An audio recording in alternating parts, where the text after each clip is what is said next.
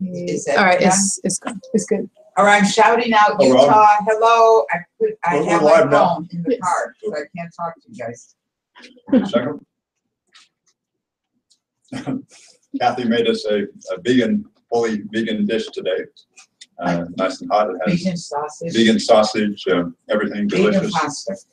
And so we started just a little bit late because we're eating that. I'll finish mine up later.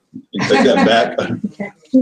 Anyway, today is Columbus Day.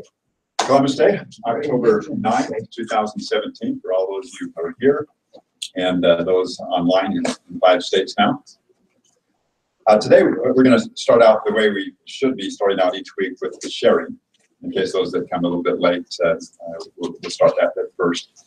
And then we're going to do a little bit more interactive today during the lesson. Excuse me? Put this over there. Or, Or just stick out there.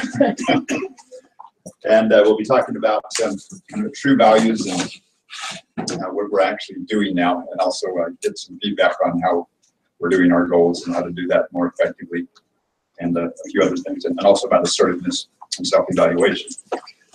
So anyway, why don't we start today with, let's see, Shay.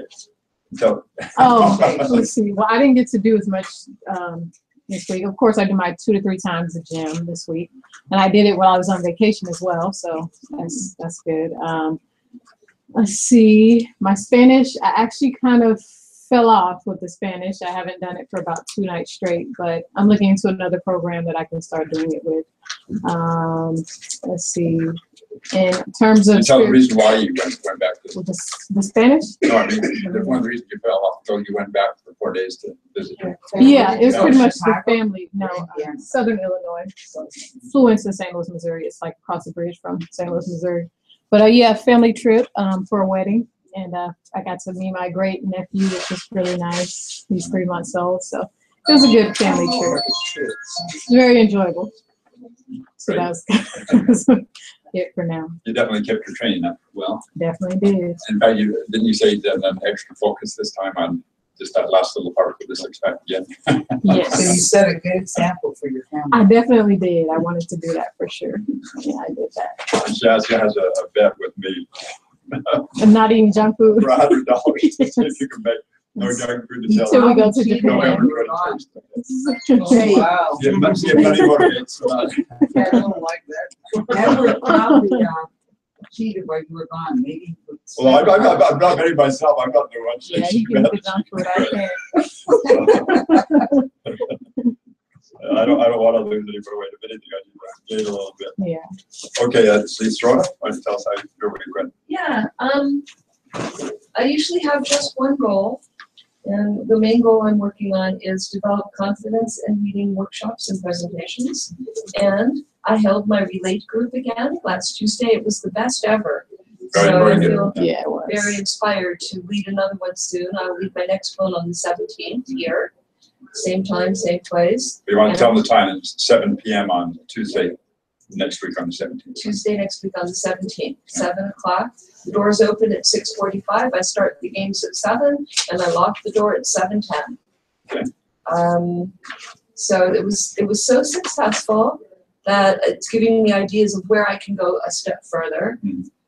And I suddenly came up with the second goal right in the middle. I was in my house, and I have a bunch of like kind of cluttery, and there's a particular section of clutter, and I thought I can use my goals program. So I looked at the stuff and I said, this will be cleared up by the end of the week. That is my goal. That is my intention. This particular stuff right in this place. And it is. I did. I like worked on it one day a little. I worked on it another day a little.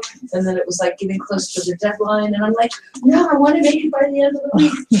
So I shifted some things around and I did. So the goal set and completed all within just a few Good days. stuff. And I'm thinking of maybe making it a regular goal of mine to do something to clean up my life. To sort of simplify or clean up, get rid of something. I'm not sure I want to make a commitment to this, but it's like my tentative second ongoing goal. This week, instead of having a moment of joy, I had a moment of resolution. I had a talk with my stepson, and a lot of times we just sort of avoid talking to each other, and our communication goes off the rails. We don't really connect, but today we did, and so I had this, like all the pressure, like of hiding from each other and trying to avoid, like all of it was just gone away. Nice. And then I had this week, I had, what's that, where you're learning something or developing a new skill? That's one of the aspects we have of our 6. And Oh, yeah, that's mine, basically, would be The a mind. better, yeah. And so I had, I learned how to list an event on Facebook. Charles, hello. So I learned how to list it as a public event, which was scary because it says you can't change it. And then I also learned that it didn't, and then I went to the group Right, right, this is your where I had one. posted the We're doing event, sharing, you can, okay. and the group didn't show that there were any events happening. So I learned how to list it on a group as a group event. Hmm. So I had this learning about how to list Relate. And I also went online and I discovered there's like 3 other things called Relate. There's a counseling service, there's a computing thing. So I'm gonna have to come up with a name more than Relate. But I'm thinking Relate, it can stay Relate for now. I don't think they can say I took somebody's name because there's 4 or 5 other different things with that name. All right, sounds good. Joyful, how was your week? I realize that I'm basically maintaining. I'm keeping up with the reading, meditation, and the walking, and pretty much just I'm okay with that right now. Okay. So yeah, if there's stress around it, it makes it worse. So it's like, I'm doing fine. I'm all right. We mentioned last time too, especially in weight loss, where you've already lost 20 pounds and that, it doesn't hurt actually to stay at a given weight after you've lost that for a while. Then the body gets used to that, and then there wouldn't be so much of a struggle actually even going down to the next. So it's true that you can go, like if a person wants to lose 50 pounds, they can go all the way down to 50, pretty much straight line if they were disciplined and done all that. But there are actually some advantages even, I suppose, to, taking that, you lose 15, 20 or so, and then do it for a few weeks like that, and then go down the next 15, 20. Your body adjusts more, and there's not quite the pull. So in some ways it can be easier, but you don't want to go back. You want to make sure you maintain. But when you're maintaining, it certainly is easier because instead of having to drop 300-400 calories a day, you're able to eat those amounts and just keep it even. Just make sure that we don't get in the mentality that, be appreciative for those extra 300 or 400 calories that you can eat during that plateau time, rather than making 600 or 700 calories and then you start going back up again. So that's fine, and that's healthy, and you're maintaining with your meditation and all the other things, and that's good. Evan? I've just been doing smooth sailing. I've been doing a lot of, this past week, vigils all over town, drumming circles, and I was at the Sikh temple, and man, they really give you the flu over there. I mean, it's like, this comes out more and more and more and more. But just basically enjoying life, savoring the moment, and sticking to it. Good, great. I just wanted to mention too that a number of people, Chris called in, for example, and he's got his date set now for his certification on the computer thing. I think it's even moved up a few weeks earlier, so I think it's the first part of November. And so he's studying hard on that and wasn't able to make it today. I think he'll probably make it next time. There's a number of people that are in the restaurant industry, including Nazario. Aaron and the whole group that have, I guess, gotten busy right now. And so they're all doing that. But I want to tell you guys, we're missing it. We got 7 emails here today, and just Charles and I. Well, you guys back out. Okay, I'll do. And anyway, let's go on to, well, Charles, it's been a little while since you were here, a couple of weeks, I guess. Yeah, I've been doing real good. I haven't done well on practicing my language skills, but everything else I'm on top of. I've been working on a project for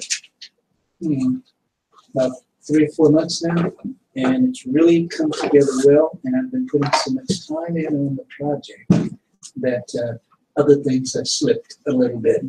So I do need to do some catch up, but I'm doing well with my goals, having fun, really enjoying myself with the work that I'm doing because it's so productive. And when I'm in a position to release it to the public, it's going to be earth-shattering. Great. Sure. You can announce it when you're ready to do that. Okay, Amy, how is your week? I'm doing good. I'm rotating between meditation and walking and writing positive aspects. So learning positive. Writing positive Writing aspects. positive. Okay. And yes, it's been going good. And I had some fun with we went with a friend, hear some of the music. Nice. It's always good. Okay, so an enjoyable week as well as a productive one. And all of you, I assume, enjoyed your week as well. It's been a while, Regina. How was your week? Yeah, I was falling off of my rampaging appreciation and meditation for a little bit. So you say you're rampaging? It's called a rampage of appreciation. Okay. It's good for 15 minutes. I just say I appreciate Mhm. because, and stand up my positive Okay. feelings. Right. So I wasn't doing that. I used to do it every single day with my meditation, but I took on like 3 other accountabilities that weren't very rigorous, and I started falling out everywhere. It was just a big breakdown. So I reset, and I'm going back to just alignment of my energy first, and anything else I have time for next. And that's really working. Started TerraFit, which is a very rigorous health program. So 4 servings of vegetables a day, 64 ounces of water a day, exercising, just using essential oils, getting sleep and stuff. So that's just cool.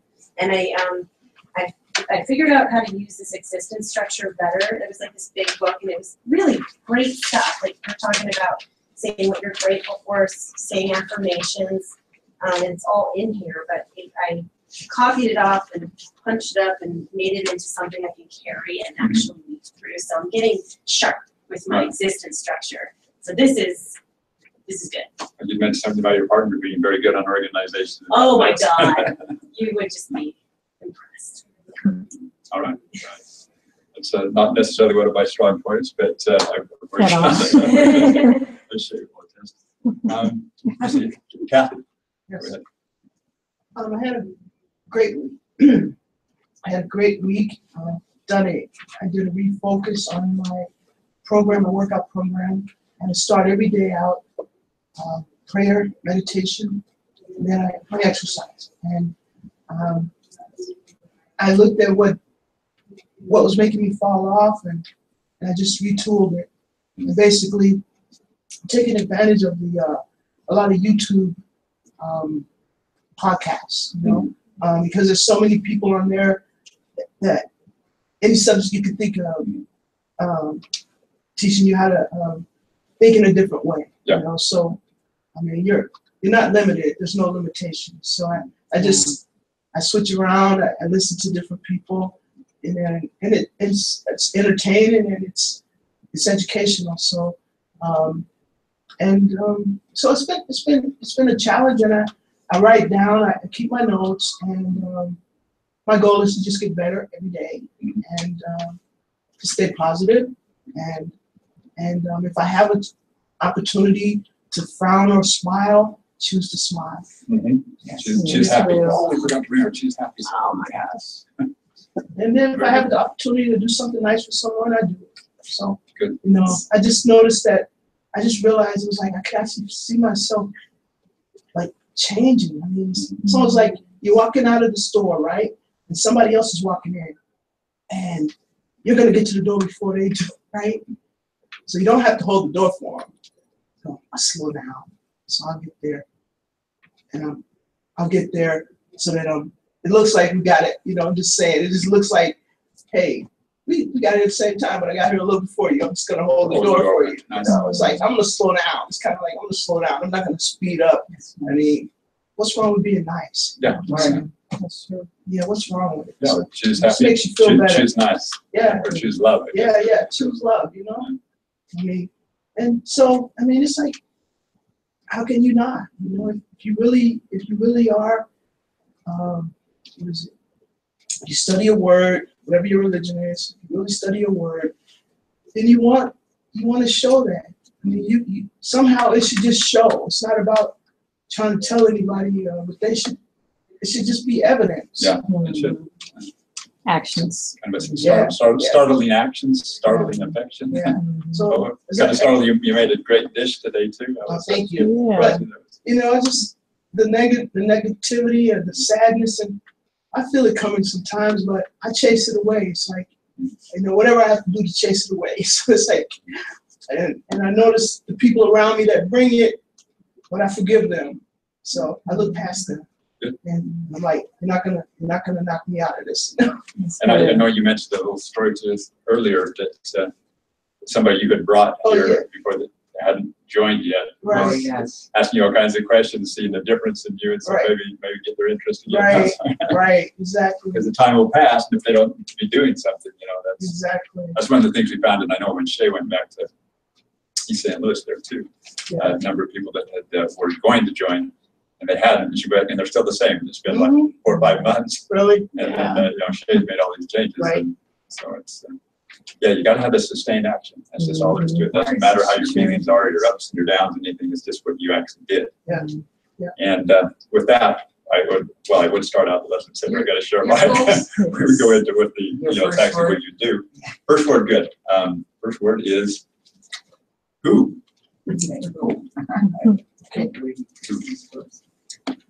Okay, and that's actually gonna give WHO. WHO who. And it's gonna work into a sentence actually. Edward, Uh-huh. can we give each other a round of applause for doing such Oh, good work on our yes. goals? Yeah, I think that's good. Yeah, that's Good suggestion, Serona. Yeah. You don't have to clap for me, but I'm going to tell you what mine are. Okay, this I actually made a little adjustment here for October on my goals. Some of you, you know, being a new month from last time, you know, you can adjust the goals, and in some cases, you can even change your goal or drop one, add one, whatever you want to do. I actually have dropping Spanish temporarily during the month of October, and since we may be going over to Japan for a couple of weeks, you know, in November.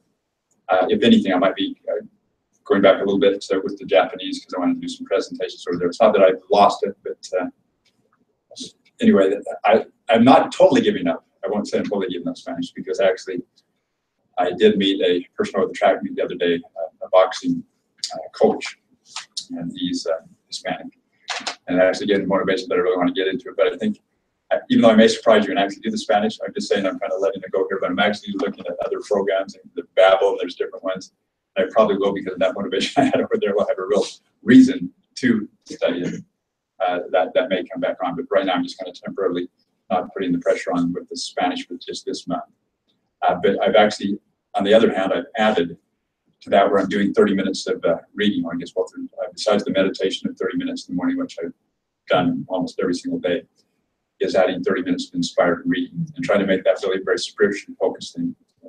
A lot of times people do 30 minutes of positive reading.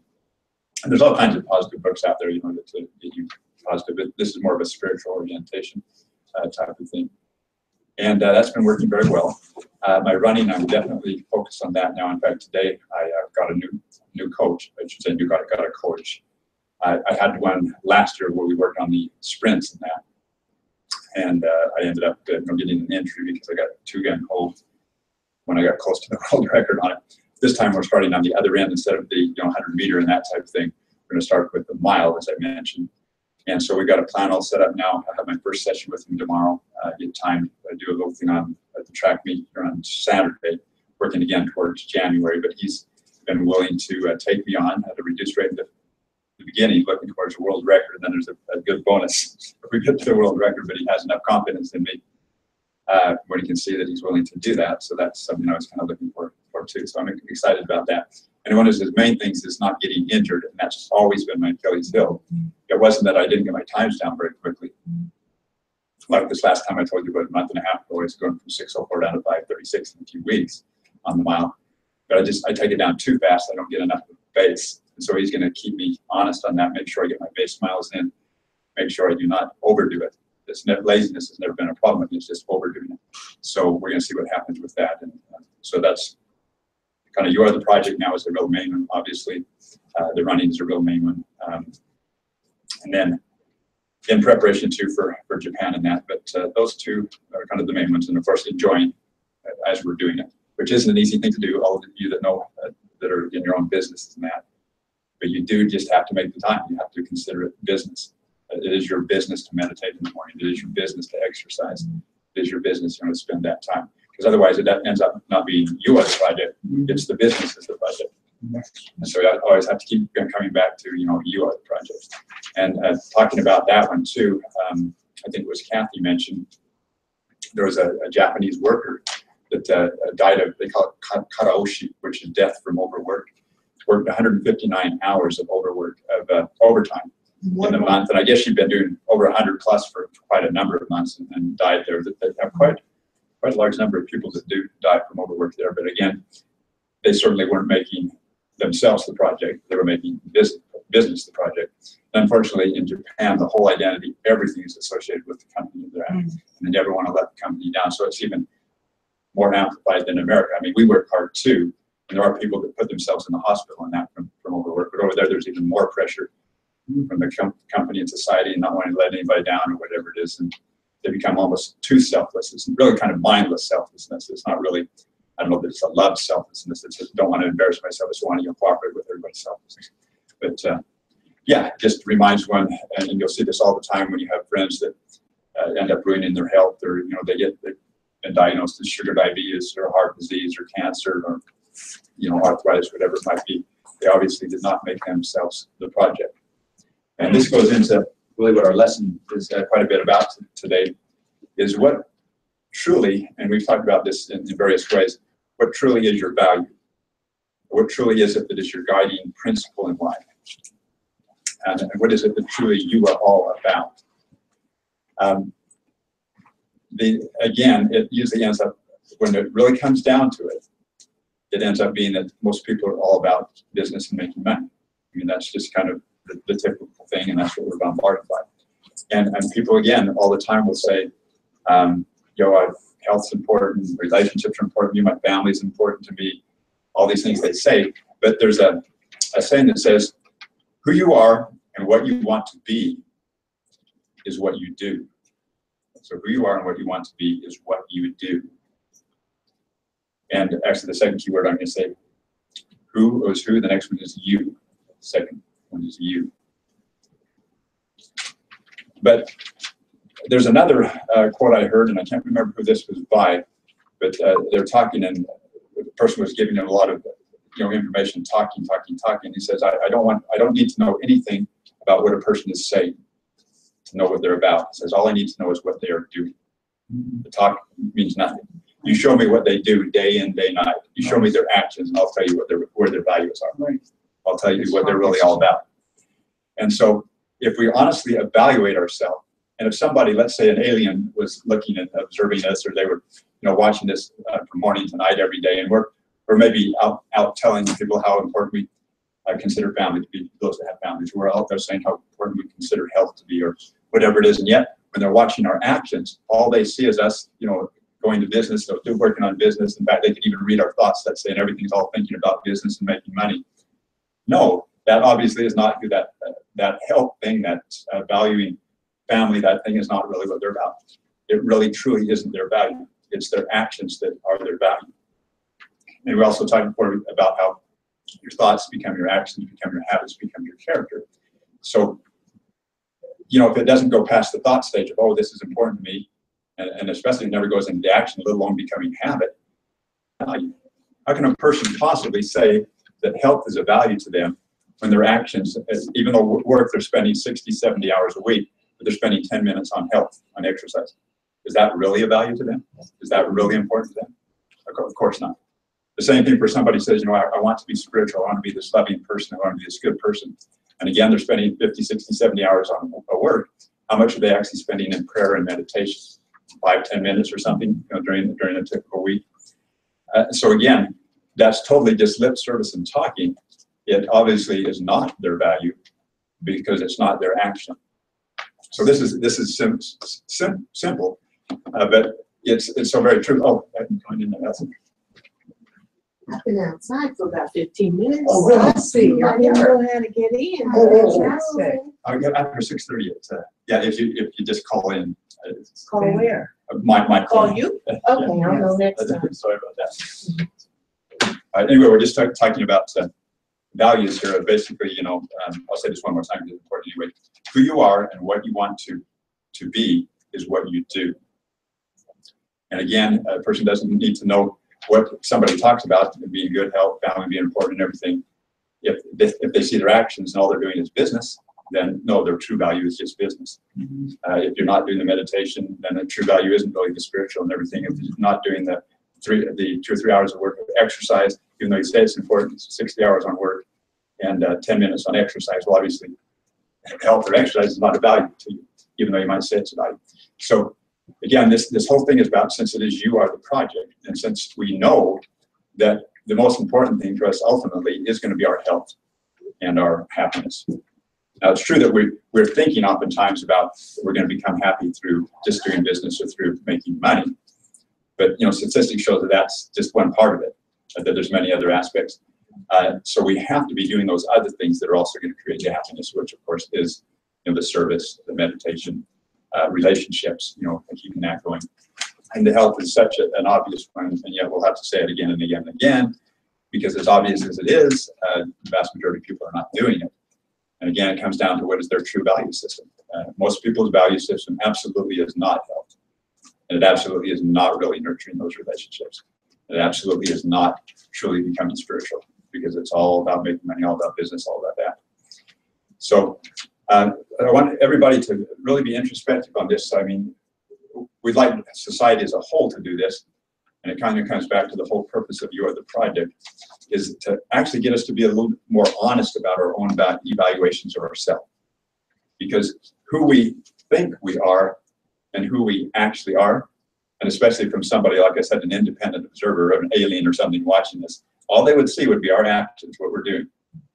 And they would, and if they could, again, read our thoughts, that's all they would see. It wouldn't matter what we're speaking out of our mouth or what we say our values are.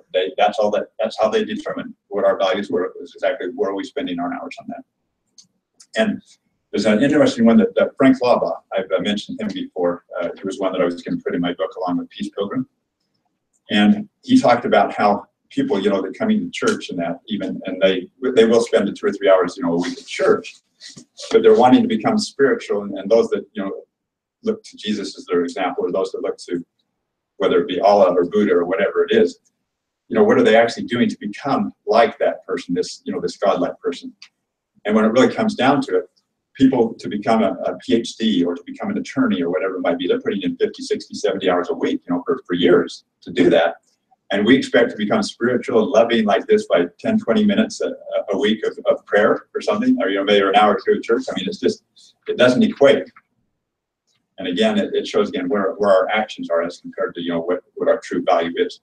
So what he talked about and what he started doing and when his life really blossomed from 45 years of age to 85, he did make truly connecting with God and that higher power, like we talked about, meditation, prayer. He made that something that was constant pretty much throughout the day. He started out where he's trying to do it, you know, just even once an hour, you know, for a minute or two.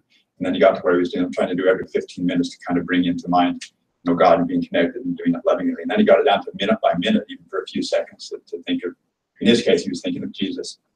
But, and he even worked out a game called the game of minutes, where literally tried to bring to mind every single minute, at least one point, you kind of love and God and Jesus or whoever you're trying to envision. And his life just blossomed from that point. He really did actually get his PhD in, you know, becoming more and more godlike and connecting. And the thing that's so amazing, and again, we talk about how at first it's time consuming, you know, maybe to do that, even to spend, you know, 2 or 3 minutes each hour to kind of pray or meditate, or the 30 minutes in the morning. But it becomes very time saving for a number of reasons, and you can see what happened in his last 40 years of his life. Because not only does the person become more focused and effective at what they're doing, but they start doing things that they need to be doing more of. They cut out things that they don't really need to be doing, that are busy, or things that really aren't even necessary. They more creative, and there's just all kinds of things happening where it becomes very, very much so time saving. And because there's just so many busy activities that we bring in that aren't really aligned with our true purpose. I mean, they may seem important at the time, but our true overall purpose, our true overall why, they're not really in alignment with that. But anyway, what happened with him, and I just told this story, I think back in the first 4-hour seminar, is from 45 years of age when he totally dedicated himself kind of with that game of minutes and literally bringing that to mind every minute of his day. His life just blossomed. He ended up writing over 50 books. And again, a number of them were international bestsellers. What's his name? Frank Laubach. How Frank do you Laubach. spell his last name? Labaugh, I think it is. Frank Laubach. Labaugh? L-A-U, right. Out of his 50 books, Yeah. what would you say is the best one? There's a number of, one was actually, there's been different ones that he wrote about kind of communication. A lot of them were about love. The Game with Minutes was an amazing one. It was all about connecting. What's his first name, Peter? Frank. But anyway, what happened is, again, the 50 books, he was arguably became the greatest educator of the whole 20th century. I think over 100 million people have learned through his literacy program of Each One Teach One in many different countries. He was honored by kings and presidents, Man of the Year. He was arguably the most traveled man of the 20th century when he passed away in 1970. Over 85 different countries he'd been to.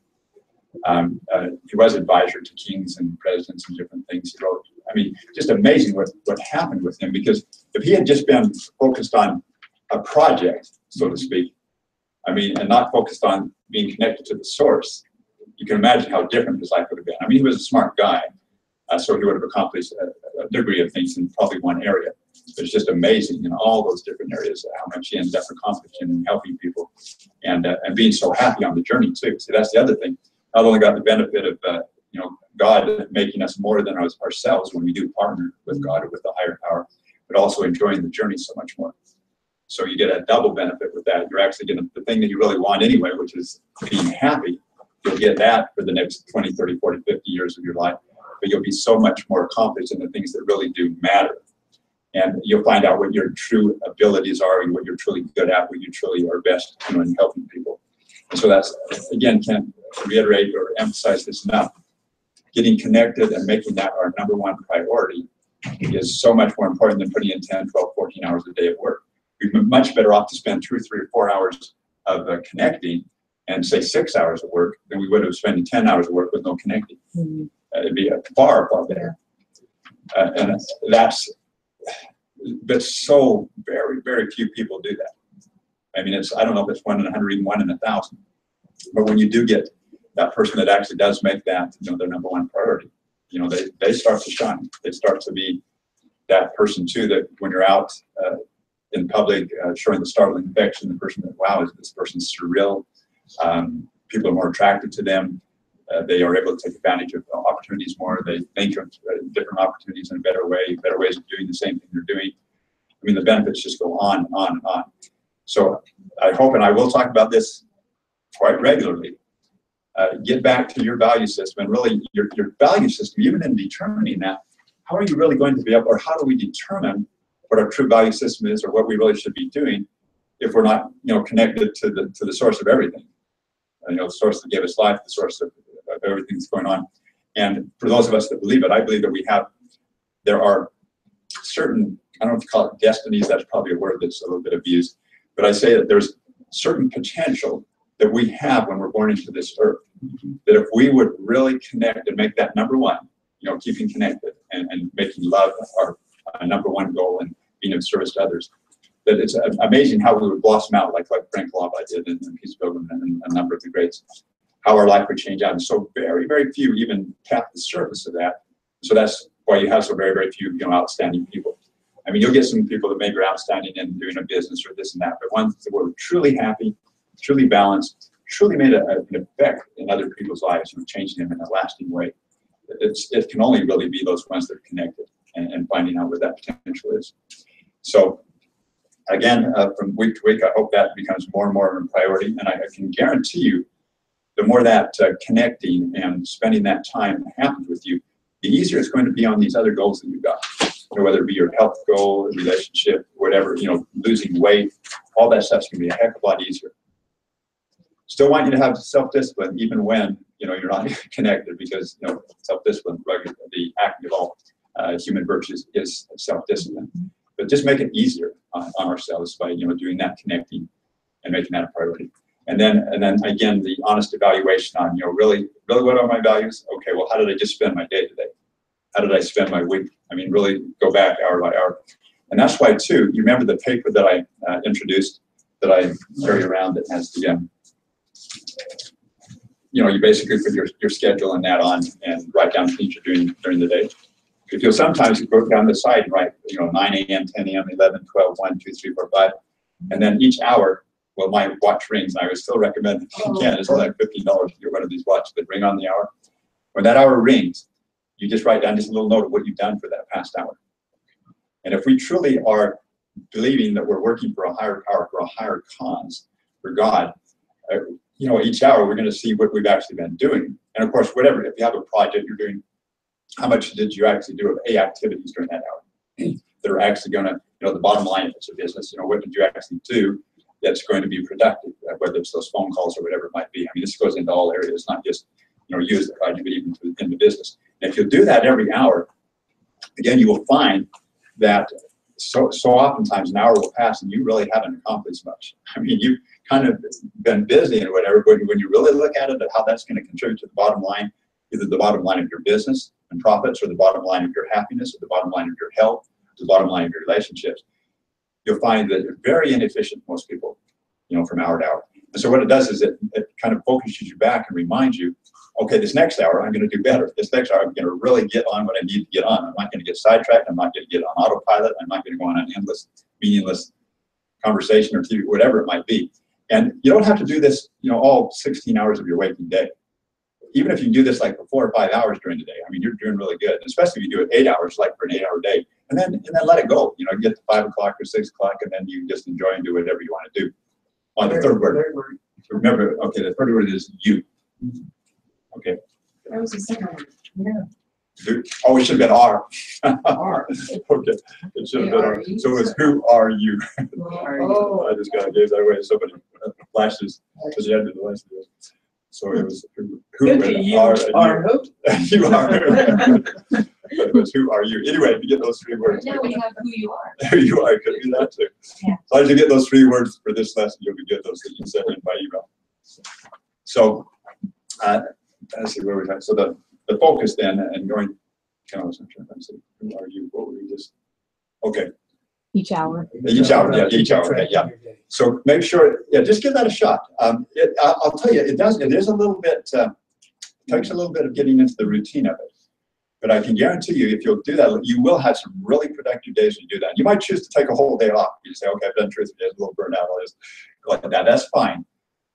But if you really want to get some stuff done and then really feel good about just taking off and not doing anything and enjoying the rest of your day, you do that for 4, 5, 6 hours, and you will accomplish a lot. And the hours that you don't, again, you'll be very, very aware of it. So it's part of the self-evaluation and self-evaluation of what our actions actually are.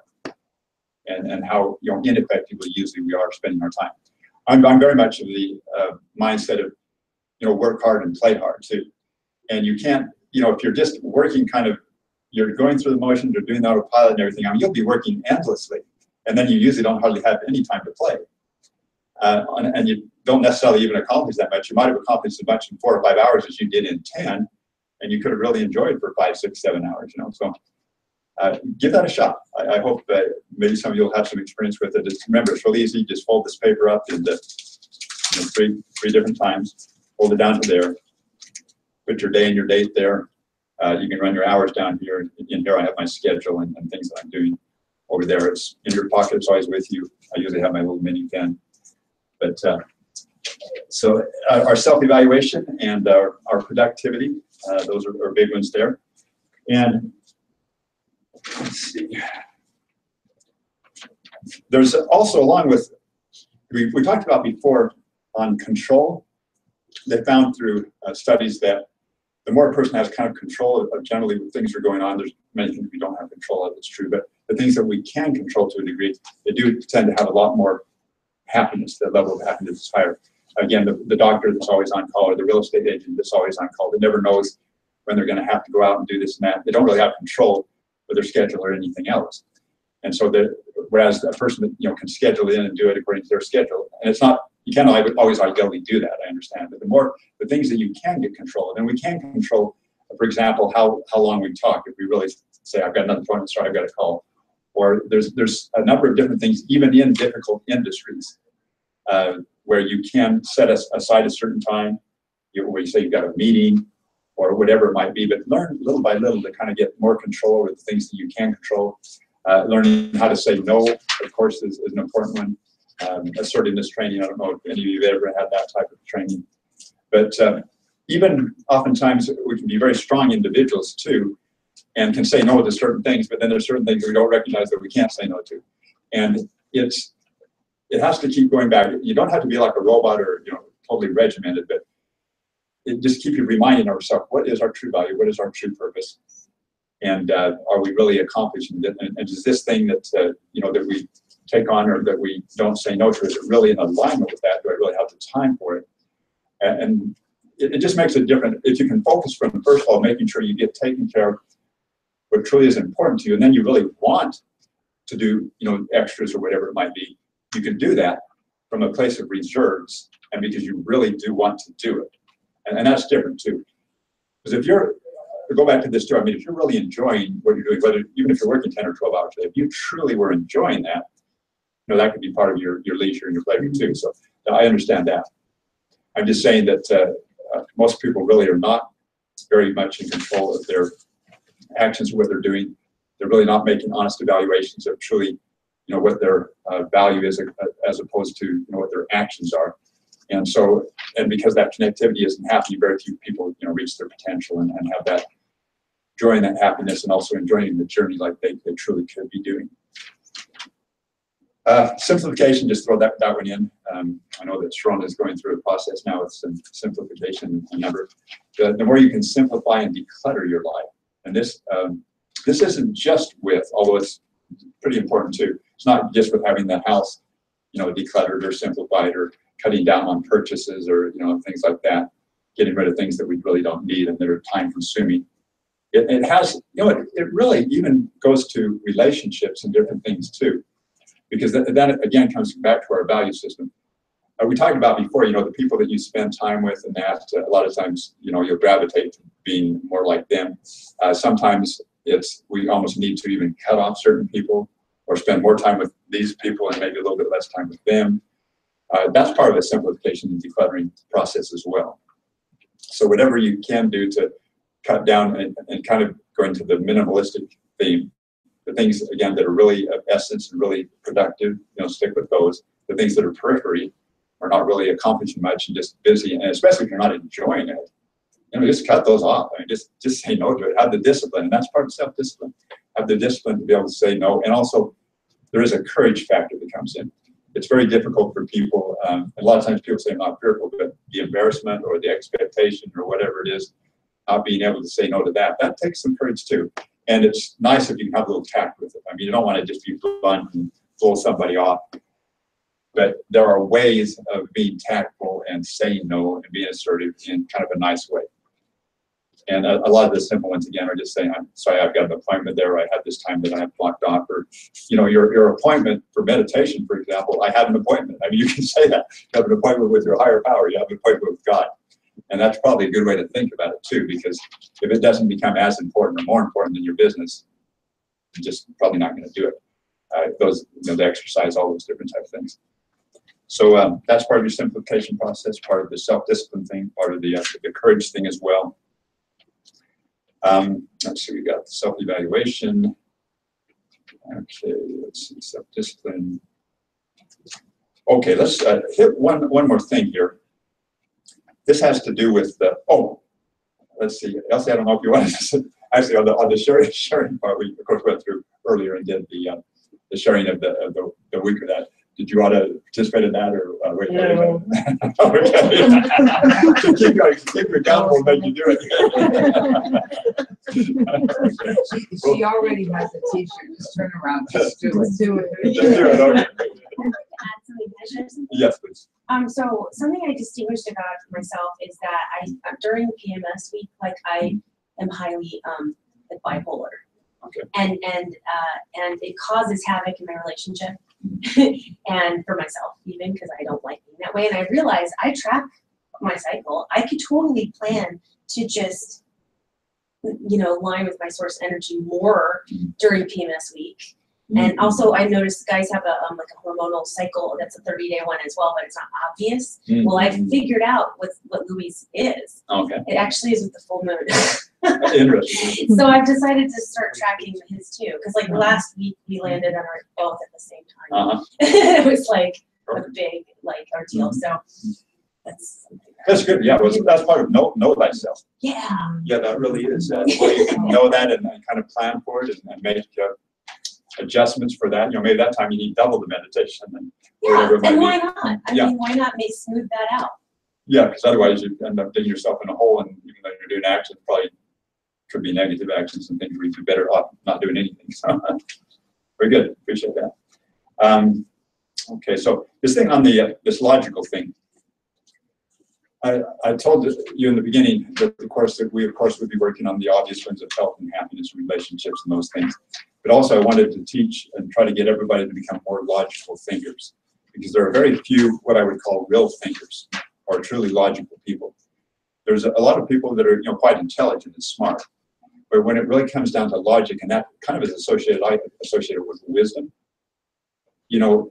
I don't really consider a person to be logical and certainly not wise, even if they've got 160, 170 IQ, if they haven't got their life together, if they're not taking care of their health, if they don't know how to maintain good relationships, if they haven't learned how to be happy. I don't consider that person smart at all. And I was kind of in that category when I was younger, when people telling me I was smart, and yet I couldn't figure out how to be happy. I was always frustrated and everything else. And that's, like I said, it hit me like a ton of bricks when I was about 25, that you must be pretty damn stupid. You can't figure out how to be happy. And I was at least kind of taking care of the health one, but the happiness is huge. And so if you are truly logical, is there any sane person that doesn't want to be happy? I don't think so. Is there any sane person that doesn't want to be healthy? Is there any sane person that doesn't want to have good relationships? Yes, there's a lot of dummies in There's a there. lot of, yes, indeed there are. And a lot of said or spoken, in very intelligent person that they say they're smart or whatever, but it's just like the thing too. I don't consider somebody successful that doesn't have any free time or that doesn't have good health. No matter if they're a billionaire. That's not success at all to me, or they don't have good relationships. By the same thing, a token, they're not logical. So you can almost put logical and success. My definition of success is a logical person. A logical person to me would be a successful person in the definition of success being having a reasonable amount of money, having good health, having good relationships, and obviously being happy, being able to maintain that. The balance. Yeah, and free time too, frankly, and that all is a balance thing, yeah. So you got to have that free time aspect in there too. The only exception you wouldn't have for not having free time in that balance, for your daily and weekly, is if you were truly doing something that you enjoyed so much that was your leisure, that was the thing that you truly enjoyed, and you didn't need any free time. In fact, if you had free time, you would actually choose to do that. Yeah, but if you were truly doing something that you enjoy, that doesn't last forever, does it?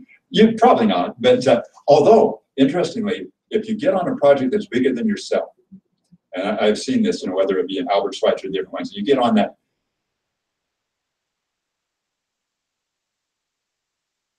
kind of service-oriented, you already by that time learn a balance and everything else, or take care of your health.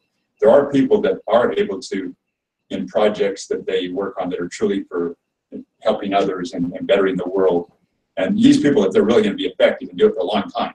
A lot of them wouldn't do it that long because they get burned out because they weren't really balanced in the first place. But if they're to the level, go ahead. No. Okay. If they're to the level that they should be to really be able to devote themselves to it, they actually do not get bored on that type of thing. They actually can't wait to wake up in the morning to go working on, helping others and empowering or doing whatever their particular mission might be. In Frank Laubach's case, the literacy, helping people to read and just the various things, getting people even working on that game of minutes thing. He had the congregations and different ones that he got going on that. He what he was doing, and it really was making a difference in the world. And I'm sure even the writing of his books, the same thing there too. So get on the logic thing. Try to, if there's anything that you want to be able to pride yourself in, pride yourself on becoming more and more logical. And right along when you think logic, think wise. And I don't just mean, just put a cold logic, facts, technicalities, things like that.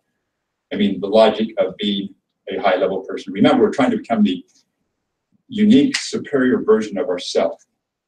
So our logic should be all about us becoming the unique, superior version of ourselves. And that is a balanced version, obviously. And it's a happy and healthy, good relationship balance. So if you want to know if you're logical and balanced, and again, you want to know if you're balanced, you will be, maintaining or bettering your health. You will be becoming happier, more maintainable. You will be getting more balanced. You will be more and more getting involved, probably in something, beyond yourself that's, helping others as well. Plus, really enjoying your free time. I mean, you'll get really, really good at enjoying your free time and not squandering it and not wasting it.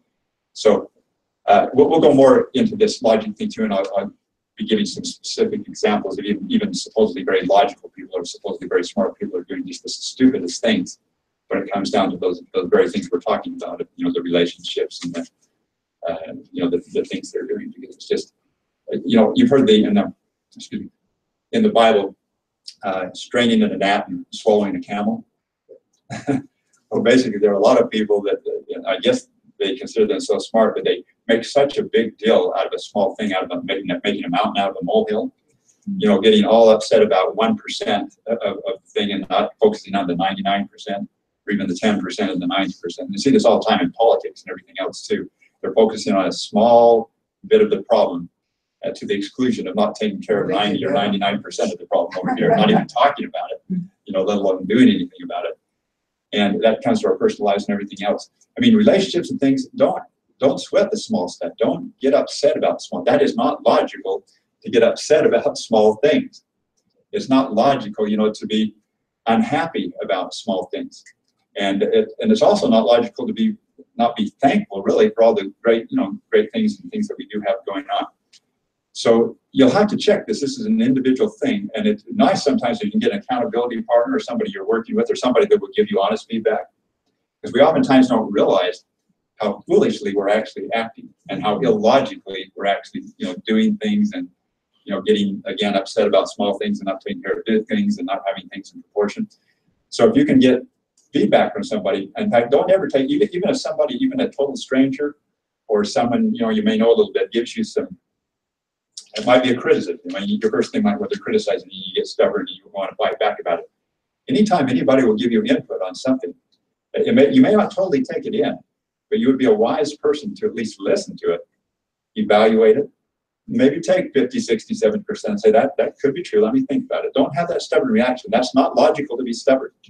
That's a reaction. That's a feeling. It's an emotion. It has nothing to do with logic or wisdom or anything else. That's autopilot. That's animal mode. So I welcome, anybody if they'll tell me something about, what I'm doing, a better way to be effective. I don't take necessarily 100% of it in, but I will certainly listen to it. And I won't have a stubborn negative reaction about it. And if there's some truth to it, and I'll try to think around all the angles, I will try to incorporate that and I will appreciate it. So don't ever think of criticism, don't think of it as criticism, think of that as feedback. I mean, wouldn't you want to have feedback from other people that might see a different vantage point or might have more knowledge in a different area or whatever? So let's really keep ourselves open to that feedback too. That's part of the logic thing. And we talked a lot about, feelings and overcoming emotions and not being a slave to our emotion and being a master of that. That's part of this thing too, of, logically not reacting to what people say, not, again, going on autopilot, all these things that we're so emotionally controlled. I mean, really, when you're being controlled by your emotions and reactions, just think of it as animal mode. I mean, that's all you are at that point is a smart animal, and actually maybe kind of a dumb animal, because a lot of animals do better off than a lot of people do. They're not overeating, they're not doing a lot of things that we do there. It's just instincts, yeah. So we need to rise above that. We've been given a brain for a reason. And it is oftentimes, unfortunately, controlled by the emotions and the reactions, the autopilot, but it doesn't have to be. We definitely do have the ability to react differently to things, to look at things differently, to reframe things, to do things in creative ways. So make that a continuing, ongoing challenge and game, and don't make it a burden. None of this stuff should be a burden. This should all be a way towards freedom. I mean, this is true freedom. It's true independence. It's truly becoming that best version of yourself and the logical, balanced, and happy version of yourself. So give that some thought, do the evaluations again whenever you can get feedback, get that feedback. And I want to, right here at this point towards the end now, is there anyone that has, well, first of all, are there any comments on what we talked about here today? And then we're just going to open up for a few. I just am just like shocked. I got some really good pointers and that feedback when someone's trying to talk to you or explain something about you. Right. Most of us do recoil, and sometimes even attack. the response, yes, is normally that attack mode. So that was very good. That's good to look at it as feedback, and several other things you said. Great. Very good. Thanks. And there's the old saying, if you resist, it's going to keep persisting. Resist, persist. Or else people stop saying it to you and you foolishly go on to keep I doing know, it. it's insanity. So I pretty much determined back, I probably as early as my 30s and maybe towards my late 20s, that I really wanted to get, feedback more and more. I did, I guess up to my late 20s, I figured how we think we know it all. So I wasn't real teachable to that point, but then I started more and more thinking, I do want to get feedback, I do want to get evaluation. When I went into real estate and, sold the 50 million in real estate during a year, so I was trying to get a lot of feedback from a lot of different things. It was a whole new field. And you just learn, again, if you want to, be good in a field, it's fine to have our own theories. And I mean, we'll do it kind of according to us as far as how we're going to do to a degree, but you always got to be open, and you're wise to be open to somebody that's doing it better than you. And, whether it be as a person that's more balanced than you, more healthy, more happy, more of an entrepreneur, what it might be. And I was just going to say, I run into trouble sometimes because I am always open to feedback. And I assume everybody else is. And that gets me in trouble. Yeah. Always ask first. I'd like to give you some feedback. Are you interested in hearing? That's the And best then- way to get their permission if you're giving the feedback. That's good. Yeah, that's true. People oftentimes do not welcome the feedback as much Most as of they the need time. it. Most of the time, most people don't. Even when they say yes. Even when they say they are. Yes, but then they don't. Very, very good. Let's see, there was one other thing I was going to mention there with the feedback. Okay, anyway, basically, happier, more logical. Try to make these things almost synonymous with each other. Logic has been given kind of a bad word because they, cold, hard logic, or it's heartless, or whatever. No, a truly logical person would be loving. Yes, I mean, yes. if you want to have good relationships and you're logical, you'd be loving and caring, you do all these things. So I'm talking about true logic. So make synonymous logic with happiness, with effectiveness, with success. And like what you said, wisdom. Wisdom absolutely has got to go with knowledge. Knowledge without wisdom is just idiotic. I mean, you just go crazy with just knowledge and not applying it and doing things. And application too. Again, if you don't do it, I mean, you can learn all these things in your head, but if you then don't apply it where the rubber hits the road, if you don't actually apply it, it's not going to make much difference. But you got all that going, I think you probably will start getting more and more into action, and that will start happening. I want to ask you here at the end, we're pretty much finished to the hour, in accomplishing your goals and keeping the sustained action. And some of you have had ups and downs, and some of you had some weeks that are better than others. Are there any things that you're you're finding out now, kind of insights? You should be learning more about yourself, for one thing.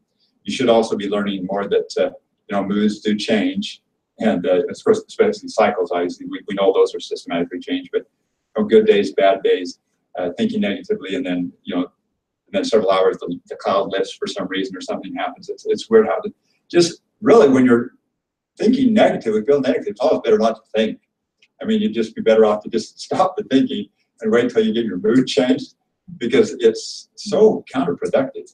I mean, you'll be self-defeating, can't do it type thing. Everything's negative, everything's bad.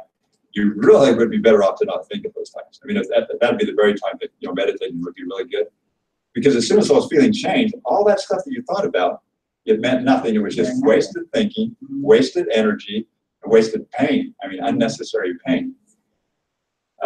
And this too shall pass. You've heard the saying, and this too shall pass. And it literally, even, you know, very traumatic, very terrible things, you know, within days or weeks at least, you know, those things pass. So we always have to remember that it will be better. We've had this happen thousands of times in our life. You'd think we'd figure that out, that when we have these down times, you'd think it is going to be better than just a little time. And we have to take that as what's real rather than our negative. That's a really another good concept too. What is really real is when you're in that positive, peaceful state of mind. That is the real world. That is much more logical. That is more of an accurate roadmap of reality than those times when you're feeling negative and down, lack of self-confidence, all those things. That isn't real. That's a feeling thinking for you. That's a negative thing. It's not really thinking. That's just feeling. Illogical thinking is certainly not logical. So more and more associate yourself with the good feelings, the solid, you know, peaceful, loving, balanced, you know, logical times that you have. Try to associate your real self, your new, unique, superior version of yourself with that type of feeling too. And these other things are just kind of transient. I mean, you will have that, most of us for lifetimes, but you can get to the point, like with the peace program, different ones, where that actually does stop. And it's just basically, there's still progress making, but there's not any more of the, you know, downs and going into negativity, because your mind has been disciplined enough and gotten used to enough where it just doesn't allow that type of thinking to go on anymore. That's, you know, really what we want to develop. Okay, well, I appreciate all of you coming out today, and those of you that want to stick around for a little bit, we can talk for a little bit in a circle. You can just talk with each other. But that's over and out for October 9th.